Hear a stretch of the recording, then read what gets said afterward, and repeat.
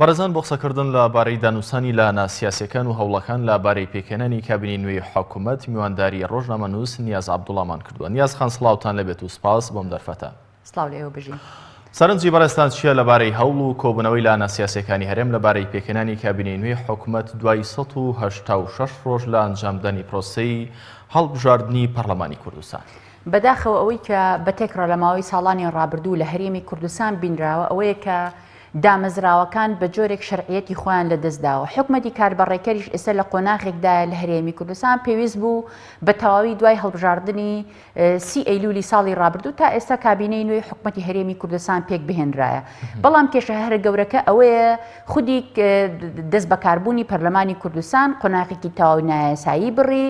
و لە ئێستادا ئەو هەوڵانەیەکی هێز و لایەنە سیاسیەکان ئەیکەن ئێمە ئەڵێین بەڵێ ڕەوایە حزب و هێز و لایەنە سیاسیەکان ڕێککەوتنیان هەبێ لەسەر بەرنامەی و بنەمای بەشداری کار لە حکوومەت. بەڵام جۆرێک لەم ڕێککەوتنە سیاسیانەیە کە ئەکرێ ململانی هەرە سەرەکیەکە لەسەر بەدەستخستنی پۆست و پێگەیە لە حکوومەت کە بەشێکی ئەم پێگە و پۆستانە بە تەنیا ئەوە نییە بڵێ پێگەیەکە پەیوەندی بە بەڕێوەبەرێکی گشتی هەیە یاخود وەزیرێکە یاخود ئەم ستافە لە هەرێکێک لە حزبە سیاسیەکان کار بۆ ئەکەن کە بەرنامەیەک لە پرۆگرامی حکوومەتی هەرێم جێبەجێ بکەن. بەڵکو ناوەڕۆکەکە ئەوەیە چۆن هەرێکێک لەمانە بەشدارە بن لەو پشکە هەرە سەرەکیانەی کە پەیوەندی بە داهاتی نەوتەوە هەیە خاڵە گومرگیەکانە چۆنێکی دامەزراندنی خەڵکەوە زۆرێک لە پایوکایەکانی تریش. کەواتە قسەیەکی کوردی هەیە کە دەڵێ مانگ هەر لە سەر لێ ئێوارەوە دیارە یاخوا ئەمە شتێکی ڕوونە ئەمەی کە لە ئێستا لە سەروبەندی سەرەتای پێکێنانی حکوومەتدایە چی لێ دەخوێندرێتەوە؟ ئایا دەتوانین بڵین حکوومەتێکی لێ چاوەڕوان دەکرێت کە داهاتوویشی گەشت بۆ هاوڵاتیانی هەرێمی کوردستان دابین بکات و ئەو خەون و خەیاڵانەی کە هاوڵاتیان هیانە لە سیستەمی چاکسازی ئەم حکوومەتە دەتوانێت جێبەجێیان بکات؟ لە بنەماوە لە هەڵبژاردننی ساڵی ڕابردوو کەمتر لە 140 خەڵکی هەرێمی کوردستان بەشداریان لە هەڵبژاردن کردووە. واتە ئەوانەی کە حکوومەت پێکێنن شانازیەکی زۆر گەورەیان نییە کە پیانوا بێ زۆرینەی خەڵکی کوردستان دەنگی بەمانداوە. خاڵێکی تر ئەمێ ئاماژەی پێ بکەم ئەمانەی کە ئێستا گوایە ڕۆڵ لە ئاڵگۆڕی ئاشتیانەی دەسەڵاتە بیرن بەڕاستی ئەمە ئاڵگۆڕی دەسەڵات نییە، ئەمە شوێن گۆڕکێکردنی پێگە و پۆستەکانە و زیاتر لەوەش ئەوەی کە مەترسی هەرە گەورەیە. ئەم کابینەی داهاتووی حکوومەتی هەرێمی کوردستان بەیاوەری یەکێتی نیشتیمانی کوردستان و بزوتنەوەی گۆڕان لەگەڵ بەشێک لە هێز و حزبە سیاسیەکانی تر لەگەڵ پارتی دیموکراتی کوردستان ئەبێتە هۆی بە چەسپاوەکردنی یا بە چەسپاندنی حکومڕانیەکی بنەماڵەیی شمولی تۆتالیتار لە هەرێمی کوردستان کە ئەمە قۆناغی داهاتووی زۆر مەترسیدارە و لە ڕابردوودا ئەگەر هێز و لایەن و گروپی سیاسی جیاوازمان بینی بێ کە ڕکابەریان کردبێ لەوەی کە گروپێک بەڕاستی داخوازی بۆ سیستەمێکی سیاسی یاخود سیاستێکی ئابووری جیاواز هەبوو بێ ئێستا هەموو ئەو هێز و لایەنە سیاسیانەی کە داخوازی جیاوازیان هەبوو یاوان نمایشەکرد کە لە پارتی و یەکێتی جیاوازن ئێستا هەمان عەقڵیەتیان هەیە بڕوانە دۆسیی سەرۆکایەتی هەرێم ئەو مەترسیە گەورە شەرمهێنەری کە لە یاسا پێشکەشکراوەکە تا ئێستا هاتۆتە ئاراوە. ئەم یاسایش جارێکی تر تیایدا پارتی دیموکراتی کوردستان سەرکەوتوو بۆ چونکە ئەوەتانی چیروان بارزانی لە سەرۆکایەتی حکوومەتەوە چێتە سەرۆکایەتی هەرێم بۆ ئەوی لە مادەی 3 هاتووە بە تەواوی دەسەڵاتەکانیەوە تا دەستوردا ئەنرێت. ئەمە ڕوونی ئەکاتەوە کە تەواوی هێزەکان هێشتا سوورنی لەسەرەوەی لە هەرێمی کوردستان دەستورێکی دیموکراسی ڕاستەقینە هەبێت کە پایەکانی حکومڕانی بە شێوەیەکی مەدەنی و دامەزراوەی دەستگا ئەمنیەکان و تێکڕای پێکهاتەکانی تر لە هەرێمی کوردستان تیایدا بچەسپێنێ. بۆیە حکوومەتی داهاتوو بەڕاستی حکوومەتێکی جۆئومێد نابێەوە چاڕوانی ئەوەش نەبین لەم حکوومەتە لە داهاتوو بتوانێت چاکسازی بکات چون کە سایەتە گەندەڵەکان جارێکی تر ڕەگوڕیشیان هەیە لەم حکوومەتە. بۆچی جێگەی ئومێد نابێەوە؟ گوێم لێبوو بەڕێستان وشەی تۆتالیتارتان بەکارهێنا حکومێکی دیکتاتۆریتان بەکارهێنا کە ئەگەر بێت و ئەم حکوومەتە لە نێوان ئەم لانانە پێک بێندرێت و بەم جۆرە حکومێکی بنەماڵەی دێتە ئاراوە ئەمانە مەگەر بە پرۆسەیەکی دیموکراسی بە پرۆسی هەڵبژاردن زۆرینەیان نەهێناوە بۆچی ئێمە لێ نەگەڕین ئەوان چۆنیان بوێت بە سیستەمی زۆرینە و کەمینە ئەوان حکومت پێک بێن و چاوەڕێ بکەین داخوادات و چۆن دەبێت؟ هتلەرش بە هەڵبژاردن دەسەڵاتی گرتە دەست. ئەمانە لە بەدرێژایی ساڵانی ڕابردوو لە دوای ساڵی 1992 بە دیاریکراوی میکانیزمەکانی سیستەمێکی دیموکراسیان بۆ چەسپاندنی دیکتاتۆرێت لە هەرێمی کوردستان بەکارهێناوە. بەڵگەش بۆ ئەمە زۆرە ئەوە تا هەڵبژاردنەکرێ جارێکی تر ئەم حکومڕانیە بنەماڵیە بە شێوەیەکی کارتۆنی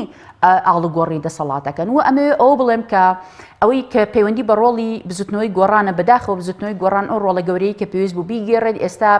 هەرەسی هێناوە بە هەمان عقڵێتی پارتی دیموکرات و یەکێتی نیشتیمانی کوردستان بیرەکاتەوە بەڵام ئەوەی کە من بۆم گرنگە لێرە باسی بکەم پەیوەنددارە بە ڕۆڵی کۆمەڵی ئیسلامی بە ئومێدی ئەوم کۆمەڵی ئیسلامی بەشداری لەم حکوومەت و لەم کابینەیە نەکات چونکە هەموو ئەوانەی بەشدارن لە چەسپاندنی مەسرور بارزانی و بکوژانی سەردەش عوسمان و کاوەگەرمیانی و ئەوانەی لە داهاتوو لە ڕۆژانی داهاتوو دەنگ بە بکوژانی سەردەش عوسمان و کاوەگەرمیانی و مامساهێرش و بکوژانی حەفدەی شوبات و تەواوی شەهیدەکانی هەرێمی کوردستان دەدەن و دەنگ بەو کەسانە دەنەوە کە چەندین ساڵە دزی ئەکەن داهاتی هەرێمی کوردستان بە فیڕۆ ئەدەن زۆربەی خاکی هەرێمی کوردستانیان لە دەستدا بۆ هۆی بەرگرینەکردن و سیاسەتی هەڵەیان و مامەڵەی دیبلۆماسی تەواو داپلۆسێنەر و هەڵەیان لەگەڵ وڵاتانی دراوسێ هەر کەسێک بەشدار بێت لە دەنگدان و لە بەهێزکردنی پایەکانی ئەم مۆدیلە لە حکومڕانی شەرمەزاریەکی گەورەی دەست دەکەوێت و پێم وایە مێژوش بە هیچ جۆرێک لێ نابورێ بۆ ئومێدی ئەوەم کۆمەڵی ئیسلامی چیتر کۆبوونەوەکانی کۆتایی پێبێنێ بۆ هەر دانوستانێک بۆ بەشداریکردن لە حکوومەت و تەواوی ئەو هەڵ و دانوستانانە ژڕەت کاتەوە بە فەرمی بۆ چوونی خۆی ڕابگەێنێ کە بەشداری لە کابینەی نوێی حکوومەتی هەرێمی کوردستان ناکات لە ڕاستیدا ئەمە ژمارەیەکە لە پاڵ ژمارەکانی ڕابردووی حکوومەتی هەرێمی کوردستان کە نەیتوانیەوە سەقامگیری ئارامی بێنێت و ئەوانەی کە پیان وە لە 4 ساڵی داهاتوو دەبێ سەقامگیری و ئارامی بچەسپێنن من هەر لێرەواڵێن بەڕاستی کۆریای باکووریش وڵاتێکی ئارامە خۆ سووریاش پێشەوەی شۆڕشی کە ببێ ئارام بوو بەمانە ڕووکەشیە سیاسی باوەکەی کە هەبوو شەڕی دەستە یەخیتیانە بوو بەڵام ئێمە دەرەنجام لە هەرێمێکی نائارامین چونکە گەندەڵی سیستەمی سیاسی لە هەرێمی کوردستان سیستەمی حکومڕانی تەواو مەترسیدارە بەڕێستان بۆچی بەم شێوەیە نائومێدن ئەگەر بێت ئەم هێزانە بەنیەتێکی باشەوە بەشداری لە پرۆسی پێکەنانی حکوومەتدا بکەن و ئەو چەمکانەی کە هەڵیان گرتووە بۆ چاکساز یاخود ئەو لانانەی کە پێشتر ئۆپۆزیسیۆنمون دەڵێن لە ناو حکوومەتدا چاکسازی دەکەین ئەو پرەنسیبانەی هەمانە دەیچەسپێنین ئەگەر بەم نیەتەوە بچن ئیتر بۆ خراپێکی تێدا ئەمە خۆ لە کابینەی هەشتی شەر بەم نیەتەوە ڕۆیشتن ئەوە دەرەنجامەکەوە ئێستا قسە لەسەر کابینەی نۆکەین مەسرور بارزانی هیچی لە سەوز نابێ نێچیروان بارزانی هیچی لە سەوز نابێ خۆ ئەوە تا نەوەکانی کۆسرەت ڕەسوڵ و جەلال تاڵەبانی هیچیان لێ سەوز نابێ خۆ تا هەموو ململانەکانی یەکێتی نیشتیمانی کوردستان لە چەند ڕۆژی ڕابردوو لەگەڵ پارتی دیموکراتی کوردستان بەشێکەوە بوو چۆن بچنە ناو هەردوو بنەماڵەکە لە تاڵەبانی و کۆسرەت ڕەسوڵ بچنە ناو ئەنجومەنی نەوت و غاز لە ڕێگەی ئەو پۆستە دیاریکراوانی کە هەیەە ئەمێ ئەو بڵێم زیاتر لەوەی کە مەترسیدارە تەنیا بارودۆخی سیاسی نییە ئەمە مەترسیە زۆر گەورە هێنێ لە پرسی ئابووری و جارێکتر دابشکردنەوەی پرسی ئابووری ڕاستە ڕێکەوتنەکان ئەوەی کە ئەکرێ یا کراوە شتی ڕووکەشە بە ئێماڵێن مەسەلەی دیموکراسی شەفافیت لە داهاتی گشتی بەڵام لە پشتەوە ئەوەی ئەو گوزەرێ بەڕاستی قۆرەخکردنی داهاتی گشتی ئێمە بە دڵنیایی بە ئومێدین حکوومەتی هەرێمی کوردستان حکوومەتێکی شەفاف بێ دەست لە کوشتنی هاوڵاتیان هەڵبگرن تاوانبارانی ڕابردوو تێوەگلاو لە کوشتنی ئەندامانی کۆمەڵی ئیسلامی لە دەستگیرکردنی تەواوی خەڵکی تری هەرێمی کوردستان و ئانەی کە ڕۆڵیان هەبوو لە شەیدکردنی خەڵک سزا بدرێن بەڵام بەم کاراکتەرە بەم مادەیە بەم معدەنە چاکسازی ناکرێت خۆ ئێمە ئەزمونمان هەیە لەگەڵیان لە ساڵانی ڕابردوو بۆیە من چاڕوانی ئەوم کە چەندین ساڵی داهاتوو ساڵی مەترسیدارتر بێ ساڵی چەسپاندنی سیستەمێکی ستەمکاری تەواو بێ بۆیە ئەوەی کە ئەمێنێتەوە ڕۆڵی کۆمەڵە بەشێکی تری ئەو هێز و لایەنە سیاسیانی کە بڕیاریان داوە نەچنە حکوومەتەوە ئەو هێزانەی دیکە بە تایبەت ئەوەی کە لەگەڵ کۆمەڵی ئیسلامی لە ساڵانی ڕابردوو خەباتی ئۆپۆزیسیۆنیان خەباتێکی هاوبەش بووە زۆر زار باس لەوە دەکەن بۆیە دەچنە ناو حکوومەت و مەرجیان لە پارتی دیموکرات وەرگرتووە کە چاکسازی لە هەندێک جومگەی هەستیاردا بکەن سەرنجی بەڕێستان لەسەر ئەمانە چییە؟ بە فیعلی بەڕێستان نائومێدیتان پێ و دیارە مەگەر ئەم چاکسازانی کە بەڵێنیان پێدراوە ناکرێن بە دڵنیای ئەم چاکسازیانە ناکرێت وەک ئەوەی وتم بەم کەرستەیە ناکرێت و خۆشیان زۆر باشەزانن چاکسازی ناکرێت تەنەنا پرسەکە ئەوەیە کە بەشێکی حیزبەکان لە بەردەم ئەوە بوون ئەفلاس بن کێشەی داراییان هەبوو پێیانوا بوو بەچوونە حکوومەت بەشێکی کێشە داراییەکانیان خەرجە بێ هیوادارم پاڵنەری خودی کۆمەڵی ئیسلامیش ئەوە نەبێ بۆ ناو کابینەی داهاتووی حکوومەتی هەرێمی کوردستان کە مەسەلەی قەیرانی دارایی بێ بەڵکو بەرگە بگرن خۆ بەشێکی ئەم حیزب و هێزە سیاسیانی کە دایانوێ پارەیان دەستکەوێ بەشێکی زۆری لە ڕێگەی ناڕاستەوە پارەی دەستکەوتەوە تا مڵک و ماڵی گشتیە بەکاری هێناوە بۆ ئومێدی ئەوم ئەم هێزە سیاسیانی تر کە ماون خۆیان بگرن بم ئەمەی کە ئێمە باسێکین بە ئومێدی نییە لە خۆڕا بەڵکو بێ ئومێدیەکە لەسەر بنەمای ئەو کەرستە سیاسیانی کە تا ئێستا هەن لە هەرێمی کوردستان چۆن ئەتوانم ئومێدم بەوە هەبێ کە سەرۆک هەرێمێک نێچیروان بێ سەرۆک حکومەتێک مەسرور بێ ڕاوێژکاری ئەنجومەنی ئاسایشەکە جارێکتر برایەکی مەسرور بێت جێگرەکانی جارێکتر کەسایەتەکانی ناو خێزانی تاڵەبانی یاخود کۆسەرد ڕەسوڵ و بنەماڵە سیاسەکانی تر بن ئێمە چەندین ساڵە گیرۆدەی دەست ئەم کەسایەتیانین بۆ چاکسازی نەکراوە بۆ خەڵک کوژراوە بۆ هەموو کەسە چۆتە سەر شەقامەکان لە هەرێمی کوردستان خەڵک خەریکە لە برسا ئەمرێ ئەمانە باکیان نییە و بەڵێ نەدەن چاکسازی بکرێ جیالەوە ئەمانە چەندین ساڵی ڕابردوو لە کابینەی هەشت تەنانەت ئۆپۆزیسیۆنی پێشوش لەگەڵیان بوون حکومەتێک بۆ بەبێ یاسای بودجە تێپەڕیوە تۆ چۆن زمانی ئەوە هێت تەنانەت لەم کابینەیەش یاسای بودجە هەبێەوە بتوانن سیاسەتێکی ئیستقراری یا ئاسایشی ئابووری هەرێمی کوردستان بپارێزن جارێکتر پەیوەندیەکانیان لەگەڵ بەغدادێک نەدەوە هەنەوە هەرێمی کوردستان تووشی قومارێکی تر نەکەن وەک ئەوەی کە لە ڕیفراندۆم هەرێمی کوردستانیان تووشی قومارێکی تر کرد بەشێکی زۆری ناوچە کوردستانی جێناکۆکەکانیان لە دەستدا یا ناچە قومارێکی ترکەن ڕێکەوتنێکی ترکەن لەگەڵ ئەمریکا لەگەڵ عێراق بۆی بەشێکی تری ناوچەکانی تری هەرێمی کوردستان لە دەستدەن بۆیە ئەم حکوومەتی کە لە داهاتوو دێت شەرعیەتی ڕێژەیەکی زۆر کەمی خەڵکی هەرێمی کوردستانی هەیە ئەوەی کە گرنگە بۆ من جەختی لێ بکەمە ئەو هێزولایەنە سیاسیانەی کەماون ئۆپۆزیسیۆنن درێژە بململانی هەرە سەرەکیەکە بدەن بۆ بەرگریکردن و چەسپاندنی سیستەمێکی دیموکراسی سیاسی حکومڕانی لە هەرێمی کوردستان و دش بە چەسپاندنی حکومڕانی بنەماڵەی لە هەرێمی کوردستان کە ئەمە مەترسیەکی زۆر گەورە دەبێت پێم وابێ ساڵانی ئایندا ئەم جۆرە لە حکومڕانی لاوازکردنی ئەستەمتر دەبێت تۆ چۆن بیر لە گۆڕانکاری لە حکومڕانیە کە دێتەوە کە تۆ ئەزانی 100% لەگەڵ دزێک لەگەڵ چەتەیەک لەگەڵ ئینسان کوژێک کە سەردەشت و کاوای کوشتۆ دەست هەڵەبڕی منەمێ باز لە دۆسەیەکی ترکەم ئەمەم زۆر بۆ گرنگە ئەوش بەرپرسیارەتی ئەخلاقی ئینسانی ئەو پەرلەمانتارانەیە کە لەسەر خوێنی کاوەگەرمیانی ڕۆیشتون لەسەر شەقلێدانی مامۆستاکانی هەولێر و شەقلێدان لە پزیشکەکان ڕۆیشتون پێویستە دەنگ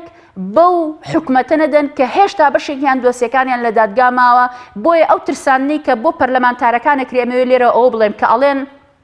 ئەگەر دەنگ بە کابینەکەی مەسرور بارزانی نەدەن یا بە نێچیروان بارزانی نەدەن ئەوە دەرەکرێت لە پەرلەمان نەخێر هێشتا ئەم پەیڕەوە بەو جۆرە نەڕۆشتۆتە پێش پێویستە دروبەڕووی هەموو ئەم مەترسیانە ببنەوە دەرکردنیشان لەو دۆخەش سەربەرزیە نەک شەرمەزاری لەسەر پرسێکی وەهادا مەگەر هیچ لایەنێکی سیاسی بەپێی یاسا و بەپێی عورف و تەقالیدەکانی پەرلەمان دەسەڵاتیەوەی هەیە کە پەرلەمانتار لەسەر پرسێکی وا دەربکات لە یادت بێ فەرهاد سەنگاوی کاتێکی یەکێتی بوو بۆ چوونەکانی جیاواز بوون لە هەڵمەتی نەخێر لە ئێستا چۆن ڕوبەڕووی دەرکردن کرایە پەرلەمانتارانی تریش بە شێوەی جیاوازە ئێستا ئەمەی کە ڕوبەڕوویان نەکرێتەوە بەڵێ دەسەڵاتێکی یاسایی نییە بەڵام خۆت ئەزانی دەسەڵاتی نائەخلاقی نائینسانی ئەم حیزبە سیاسیانە کۆتایی پێ نایە ئەمانە خەریکن پەرلەمانتارەکانیان نەترسێن ئەیانەیە پەرلەمانتارەکانیان بکەن بەبت بۆ ئەوی ببن بە پایەکانی ڕاگررتنی ئەو سیستەمە حکومڕانی کە کاری بۆ دروستکردنی بت و بتپەرستی کردووە لە هەرێمی کوردستان زۆر باشە دەبێت بگەڕێمەوە بۆ پرسی بەشداریکردنی هەندێک لانی سیاسی دیکە کە وەک بەڕێستان ئاماژەتان پێکرد بزنەوەی گۆڕان خۆی یەکلای کردوێتەوە کۆمەڵی ئیسلامیش تاوەکو ئێستا دەڵێ کۆمەڵێک مەرجم هەیە بەڕێستان مطلقاً لەگەڵەوەدان کە ئەو لانانە بەشداری لەو کابینەیەدا نەکەن و ناومێدن بەر لەوەی کەوان بەشداریان لە کابینەکان کرد بێ کابینەکانی ڕابردوو تا کابینی 6 و 7 سیستەمی 50/50 بۆ هیچ خزمەت گوزاری یاخود هیچ چاکسازیەک لە سێکتەرەکانی حکومەتدا نەکرابوو جێهێشتنی حکومەت بۆ ئەو دوو حەزبەی کە تۆمەتبار دەکرێن بە گەندەڵی لە خۆیانەوە دەتوانین بڵێن چاکسازی دەکرێت بە دڵنیایی چاکسازی بە فشارەکرێ من ڕێزم هەیە بۆ هەموو هەوڵەی کە حیزبە سیاسەکان لە هەرێمی کوردستان داویانە بەڵام بەشێکی زۆری هەوڵەکانیان هێشتا هەوڵی پێویست نەبوون ئەساسەن ئەم حیزبە سیاسانە یعنی خودی بزوتنەوەی گۆڕان با من ئەوە بڵێم بزوتنەوەی گۆڕان لە ڕابردوو ڕەخنەی لە بنەماڵە سیاسەکانی تاڵەبانی و بارزانی ئەگەر بەوەی کە حیزبی بنەماڵین بەڵام ئێستا خۆی بۆتە حیزبێکی بنەماڵەیی کێشەکە چی ئەم حیزبانە وردە ئەچنە پاڵ پارتی و یەکێتی و ناتوانن پارتی و یەکێتی ڕوبەڕووی چاکسازی ڕاستەقینە بکەنەوە یاخود ئەم جۆرە لە حکومڕانی تۆتالیتار لاواز بکەن لەبەرەوەی خۆشیان دەرەنجام ناتوانن چاکسازی ناوخۆیی بکەن ئەبنە بەشێک لەم سیستەمە بۆیە هێزێک ناتوانێت چاکسازی ناوخۆیی بکە بە دڵنیای ئاسان ئەچێتە پاڵ ئەم سیستەمە سیاسی و بێتە بەشێک لە ڕاگررتنی پایەکانی ئەم سیستەمە سیاسیە بۆیە ئەوەی کە دیدگای منە و زۆر ڕوونە پێم وایە خەباتی سیاسی بێ بەردەوام بێ پارتی و یەکێتی بۆیە سەرکەوتوو بوونە بەتایبەت پارتی دیموکراتی کوردستان پارتی بۆیە لە لووتکەی حکومڕانیە لە هەرێمی کوردستان چونکە تەواوی ئەو هێزە سیاسیانی لە بەرامبەری خوان بە هێزی خاوەن بەرنامەی سیاسی جیاوازانیوە بەڕاستی زۆر جیاوازتر نەبوونە لە پارتی دیموکراتی کوردستان بەڕاستی نەیانتوانیوە بە بەرنامەی تۆکمە بە کاریگەریەکی بەهێزەوە خۆیان ڕابگرن لەناو حکوومەت لەناو حکومڕانی خۆجێیی و حکوومەتی خۆجێیی نەچنە ژێرباری گەندەڵێ و بەشی ئەوانی کە زۆریان ئێستاگیراوەستان بێ نیازخان کەواتە کە ئەو هێزانی پێکهێنەری سەرەکی حکوومەت بوون لە ڕابردوودا گەندەڵ بوون و چاکسازیان پێ نەکرێت ئەو هێزانی دیکە کە ئاڵای چاکسازیان بەرز کردوێتەوە ئەوان لە ناو خۆیاندا گەندەڵ و چاکساز خواز نەبن لە ئەسڵدا کەواتە چاکسازی چۆن لە هەرێمی کوردستان دەکرێت هاوڵاتیان ئومێدی خوان لەسەر چی هەڵبچنن بەم جۆرە پێتان وانییە مەڕەشببینیەکی یەکجار زۆر ئەمە وا دەکە کە زۆربەی گەنجان بە تایبەت ئەم جۆرە بیرکردنەوەی وای لێکردوون کە بیر لە دەرەوە بکەنەوە وڵات جێ بێڵن هیچ ڕێگەیەکیان لە بەردەمدا نەما بێت بەشێکی ئەو کۆتایی وەڵام پرسیارەی کە خۆت خستە ڕوو ئەوە حەقیقەتە بەوەی کە بەڵێ وڵات لە بەردەم بێ ئومێدیە لە ڕاستیدا ئەم هێزەی کە ئێستا هەیە بەم کەرستەیە چاکسازی پێ ناکرێت چۆن ئەتوانی کەسێک کە چەندین ساڵە لە 28 ساڵی ڕابردوو خۆی ڕۆڵی هەبوو بێ لە دزی لە وێرانکردنی وڵات لە خاکفرۆشی لە فرۆشتنی کەرامەت و عزت نەفسی پێشمەرگە لە هەرێمی کوردستان لە فرۆشتنی خاک و دارایی وڵات لە بێسەر و شوێنکردنی خەڵک لە شەڕی ناوخۆ هەر کاتێک بێوێڵێ من دوو ئیدارەی ڕاگەێنم دێگەڵە تۆخەکەمەوە کەسێک ئەم هەموو هەڕەشەیە بکە چۆن چاوەڕێی چاکسازی لێکەی ئەمەی ئێمە بۆ ئومێدیەک نییە لە خۆڕا بە ئەلهام و بە خەونی شاعیرانە بیری لێ بکەینەوە ئەمە بنەما و تێفکرینێکە لەسەر ئەرزی واقع بنیاد نراوە جیالەوە بەڕاستی ئەم هێزە سیاسیانە پێما بێ بەشێکیان کۆتاییان پێ هاتووە ئەبێ لە داهاتوو ئەم ڕێژە زۆرەی کە خەڵکی دەنگدەر نییە من پێم وایە لە داهاتوو ئۆپۆزیسیۆنێکی نوێ لە دایکە بێ و لە ماوەی داهاتووش چاوەڕوانی ئەوم کە ئۆپۆزیسیۆنی تاکە کەسی بەهێزتر بن خاوەن کاریگەرتر بن وەک چۆن خەڵکێک هەڵ نەخەڵەتەوە بە فشار و بە پارە ئەم خەڵکە ڕۆڵ و کاریگەریان هەبێ لای کەم خەڵکێک ببینێ ئەوانەی کە ڕۆژێک لە ڕۆژان ڕێبەرایەتی چاکسازیانە کرد ئەمڕۆ ڕۆڵ ببینەوە لە دەنگدان بە حکومەتێکی گەندەڵ و بە گەندەڵکاران و بە دزەکان لەوەی کە ئامادەنین وازە سەڵات بێنن ئامادەنین چاکسازی بکەن بەڵێ ئەم فۆرمە تازەی ئۆپۆزیسیۆن چۆنە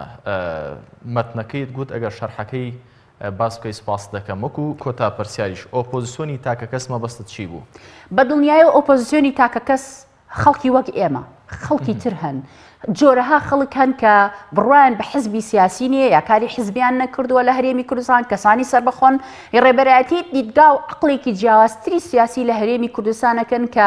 بەجددی ڕوونکردنەوە لەسەر هەموو بنەماکانی چاکسازی ئەدەن وە کۆڵ نادەن لەسەر دژایەتیکردنی ئەو بنەمایانەی حکومڕانی لە هەرێمی کوردستان کە لەسەر پایەکانی ستەم بنیاد نراون ئەم تاکە کەسانە ببوورە ئەم تاکە کەسانە لە کاتێکدا لە پێشتر هەرچەند پێشتر وتمە کۆتا پرسیار بەڵام بە ئەمە کۆتا پرسیار بێ چەند هێزێکی ئۆپۆزیسیۆن هەبوون بنەمایەکی ئابووری پتەویان هەبوو ئیعلامێکی زەبەلاحیان لە بەردەستدا بوو نانتوانی و هەندێکیان وەکو بەڕێستان وە زۆرێک لە چاودێران دەڵێن چۆکیان بۆ دەسەڵاتدا داوە نانتوانیوە چاکسازی بکەن بە ئەمری واقع لە هەرێمی کوردستان ئۆپۆزیسیۆنی تاکە کەس ڕۆشنبیران ڕۆژنامەنووسان چاودێران چۆن دەتوانن ئەمە لە حکومەتدا بکەن زۆر بە کورتی سپاس دەکەم ئەمە لە حکومەتدا بە دڵنیایەوە من لە قسەکەت تێگەم بەوەی کە ڕوانگەکەی تۆ وایە بۆی کە چاکسازی لە ناو حکومەتەوە کرێ بەڵام بڵێ چاکسازی لە ناو حکومەتە کرێ چاکسازی لە دەرەوەی سیستەمی شەکرێت شێوازەکانی ریفۆرم زۆرن ئەوەی کە لە کۆمەڵگا بتەوێ بکەیت چ ئەوانەی کە پەیوەندی بە گۆڕانی کۆمەڵایەتی و گۆڕانی سیاسی و بزوتنەوەکانی دیموکرات خوازەوە هەیە لە هەر شوێنێک و لە هەر وڵاتێک ئەم قسەیە کە تۆ پرسیارت کرد لە کۆتاوەڵام بۆی من بیدەمەوە وەڵامی زۆر هەڵەگرێ شیکردنەوەی زۆر هەڵەگرێ بەڵام هەروە وەک لێنەهاتنی ئەو کەسانی کە خۆیان بە پارتە سیاسیەکان بەداخەوە بێ و دەستەواژەیە بەکاربێنن چوونە ژێر ڕکێفیان بە ئاسانی بیر و باوەڕی خۆیان فرۆشت کەوتنە بەرەی گەندەڵی و بەرگریکردن لەم جۆرە لە سیستەمی حکومڕانی هەرمانەوە بەو بیر و باوەڕانەیە کە خەڵکێک بەرگری بکە و خودی ئەمێ بڵێم کۆمەڵی ئیسلامیش کە ئێستا بە جۆرێک لە دیدگاکانیەوە ڕخنە لە بەرامبەر بزوتنەوەی گۆڕان ئەم هەڵوێستانی دەرئەکەوێ ئەگەر کۆمەڵی ئیسلامیش دڵنیاتانەکەمەوە لێرەوە وەک ئەوەی کە ئێستا من ڕخنم لە بزوتنەوەی گۆڕان هەیە بۆی کە ئێستا ڕەگدا ئەکوتێ لەسەر ئەم جۆرەی پایەی حکومڕانی لە هەرێمی کوردستان و پشتیوانێکی گەورەی ئەم ستەمکاریەیە کۆمەڵی ئیسلامیش بچێتە ناو حکومەتە دڵنیاتانەکەمەوە لەگەڵ بزوتنەوەی گۆڕان جیاوازیەکی بەڕێز نیاز عەبدوڵڵا ڕۆژنامەنووس لە ستودیۆکانمان لە شاری سلێمانیەوە سپاس بۆم دەرفەتەی بەڕێز سپاس بۆ ئێوە بژین